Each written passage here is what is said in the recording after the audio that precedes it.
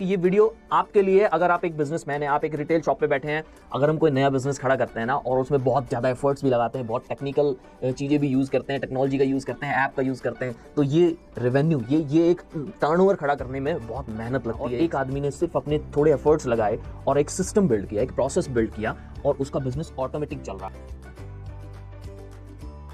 नमस्कार दोस्तों, मैं हूं गौरव वालिया, एक बार फिर से एक नए किस्से के साथ।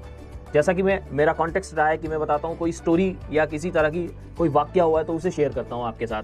आज मैं कुछ ऐसा ही बताने जा रहा हूं, बट उससे पहले आपको ये समझा देता हूं कि ये वीडियो आपके लिए, अगर आप एक बिजनेसमैन है, आप एक रिटेल शॉप पे बैठे हैं और आपको लगता है कि आप पूरा दिन अपना बिजनेस में खपा देते हैं और उसके बावजूद भी आपके बिजनेस में वो रेवेन्यू मॉडल खड़ा नहीं हो पा रहा है, या फिर आपको लगता है कि आपका बिजनेस में अगर आप एक दिन के लिए एब्सेंट हो जाते हैं या 10 दिन की छुट्टी पे चले जाते हैं तो उसके रेवेन्यू मॉडल पे बहुत फर्क पड़ रहा है, तो ये वीडियो आप ही के लिए है।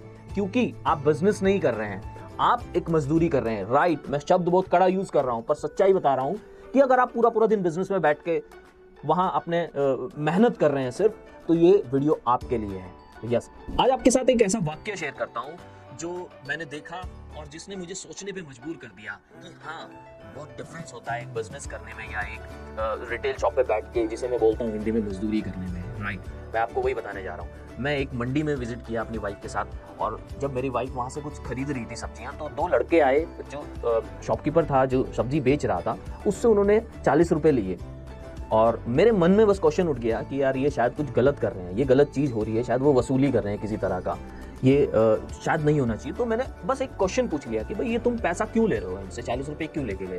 तो उन्होंने बड़े आसानी से मुझे जवाब दे दिया कि सर ये जो लाइट लगी है यहाँ पे दो, इनका 20 रुपये पर लाइट के हिसाब से मैंने इससे चार्ज लिया और ऐसा कोई गलत इंटेंशन नहीं है यहाँ से पैसा लेने का, और वो चले गए। अब यहाँ मैंने कैलकुलेट करना शुरू किया कि यार ये 40 रुपये हर एक शॉप से ले रहे हैं और लगभग हर शॉप पे 2 लाइट्स लगी हैं। तो जब मैंने कैलकुलेट किया कि यहाँ लगभग 50 दुकानें हैं और ये 50 दुकानों पे हर लाइट, अगर हर दुकान से 40 रुपये ले रहे हैं, तो ये लगभग 2000 रुपये ले रहे हैं यहाँ पे अभी में। जितने भी यहाँ पे सब्जी बेचने वाले हैं उनसे टोटल 2000 रुपये ले रहे हैं, और अगर मैंने इसे मंथली कैलकुलेट किया तो ये लगभग 60,000 रुपये था जो वो एक महीने का ले रहे थे वहाँ पे। और फिर मैंने इसे वापस कैलकुलेट किया कि अगर मैं इसे साल पे करूँ तो ये कितना बनता है, तो ये 7,20,000 बनता है। आपको बता दूं कि 7,20,000 का पैकेज अगर किसी नए फ्रेशर का या किसी एक नए स्टार्टअप का इसका रेवेन्यू होता है, तो ये वो बहुत बड़ी वैल्यू होती है, कोई कम नहीं होता 7,20,000 पे एक साल का। और सरप्राइजिंगली जब मैंने और जानने की कोशिश की तो मेरा माइंड और खुल गया। अब आपको बताऊं कि ये काम उनका एक दिन में 3 मंडी में हो रहा था, यानी उनके पास लगभग 50 यानी 150 शॉप लगभग जिन्हें वो ये सर्विस डिलीवर कर रहे थे। और जब मैंने कैलकुलेट किया कि एक साल का कितना रेवेन्यू बनता है, तो मैं और मेरी वाइफ बस सोचते ही रह गए कि क्या ऐसा मुमकिन है कि इतने छोटे लेवल पे बिजनेस करने पे भी रेवेन्यू को इतना बड़ा बनाया जा सकता है। कैलकुलेशन वाज 21,06,000, मतलब 21,60,000 एक साल का रेवेन्यू, एक साल का टोटल टर्नओवर। अगर हम कोई नया बिजनेस खड़ा करते हैं ना और उसमें बहुत ज़्यादा एफर्ट्स भी लगाते हैं, बहुत टेक्निकल चीज़ें भी यूज़ करते हैं, टेक्नोलॉजी का यूज़ करते हैं, ऐप का यूज़ करते हैं, तो ये रेवेन्यू, ये एक टर्नओवर खड़ा करने में बहुत मेहनत लगती है एक साल की। पर वो जो लाइटिंग सर्विसेज दे रहे थे वो 21 लाख रुपए का, लगभग 21 लाख रुपए का रेवेन्यू मॉडल खड़ा कर रहे थे, एक टर्नओवर खड़ा कर रहे थे सिर्फ एक साल का। तो समझने वाली बात क्या है कि वो मजदूरी नहीं कर रहे थे, उनका जो भी मालिक होगा उसने वन टाइम इन्वेस्टमेंट किया उन लाइटिंग्स में और उन्हें आगे सर्विसेज देना शुरू कर दिया।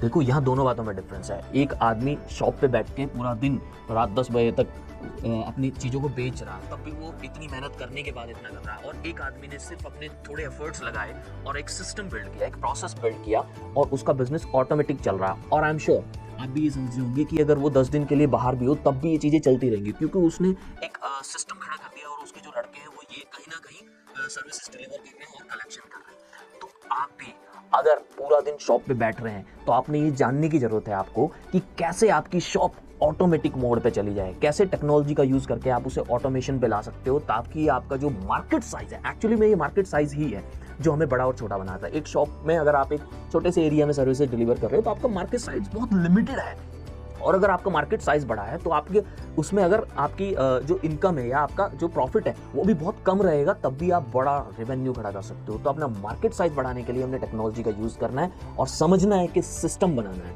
हमने बिजनेस बनाना है। बहुत सारे लोगों को गलत फहमी है। मैं आपको 4 तरह के लोगों को बताता हूँ। एक एम्प्लॉय होता है, एक सेल्फ एम्प्लॉयड होता है, और एक बिजनेसमैन होता है, और एक इन्वेस्टर होता है। जो 3 लोग होते हैं ना, इनमें से एक हमेशा कंफ्यूज ही रहता है, जो सेल्फ एम्प्लॉयड होता है। उसे लगता है कि वो भी बिजनेस कर रहा है। फॉर सपोज आपके पास मान लो एक आपके पास आप हलवाई हो, राइट। अब हलवाई की दुकान पे आप जब तक खुद से बनाने पे नहीं जाओगे, यानी आप एक अच्छे कुक हो और आपने हलवाई की दुकान ओपन करी थी, तो जब तक आप खुद से नहीं बनाओगे तब तक आप वो टेस्ट डिलीवर नहीं कर पाओगे मार्केट को।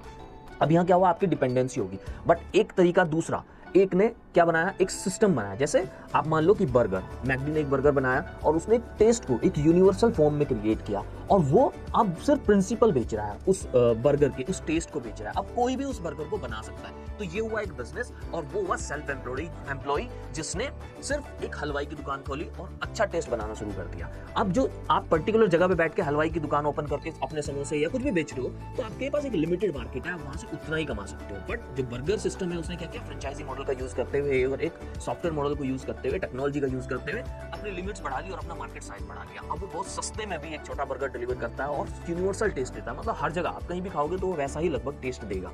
तो ये डिफरेंस है, और ये बात समझने की जरूरत है कि हमने टेक्नोलॉजी को यूज करते हुए एक सिस्टम बिल्ड करना है, ताकि हमारी जो डिपेंडेंसी है, मैं खुद बैठ के बिजनेस को चला रहा हूं, तो वो कम हो जाए और बिजनेस अपने आप चलने लगे। यानी बिजनेस एक जीवित बिजनेस बन जाए।